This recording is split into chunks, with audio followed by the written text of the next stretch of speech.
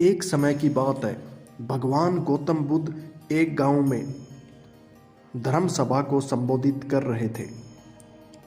लोग अपनी विभिन्न परेशानियों को लेकर उनके पास आते और उसका हल लेकर खुशी खुशी वहां से लौटते।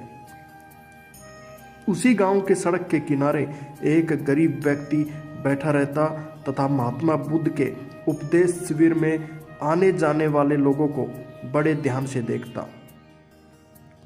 उसे बड़ा आश्चर्य होता कि लोग अंदर तो बड़े दुखी चेहरे लेकर जाते हैं, लेकिन जब वापस आते हैं तो बड़े खुश और प्रसन्न दिखाई देते हैं। उस गरीब को लगा कि क्यों न वो भी अपनी समस्या को भगवान के समक्ष रखे। मन में यह विचार लिए वह भी महात्मा बुद्ध के पास पहुंचा। लोग पंक्तिबद्ध खड़े होकर अपनी समस्या महात्मा जी को बता रहे थे। जब उसकी बारी आई तो उसने सबसे पहले महात्मा बुद्ध को प्रणाम किया और फिर कहा, भगवान, इस गांव में लगभग सभी लोग खुश और समृद्ध हैं, फिर मैं ही क्यों गरीब हूं।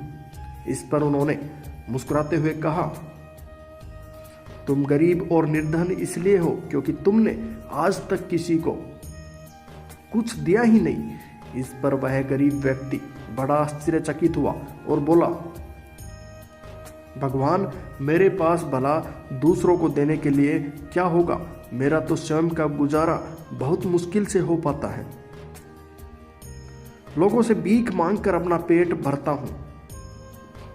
भगवान बुद्ध कुछ देर शांत रहे, फिर बोले, तुम बड़े अज्ञानी हो।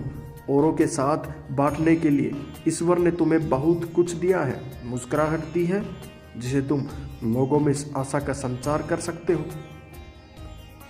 मुख दिया है ताकि लोगों से दो मीठे बोल भी बोल सकते हो,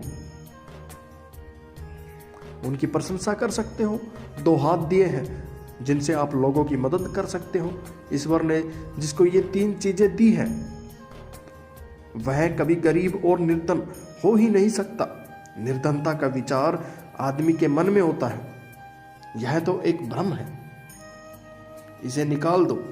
कभी भी मन में निर्धनता का भाव उत्पन्न न होने दो, गरीबी अपने आप दूर हो जाएगी। भगवान बुद्ध का संदेश सुनकर उस आदमी का चेहरा चमक उठा और उसने इस उपदेश को अपने जीवन में उतारा, जिससे वह फिर कभी दुखी न हुआ।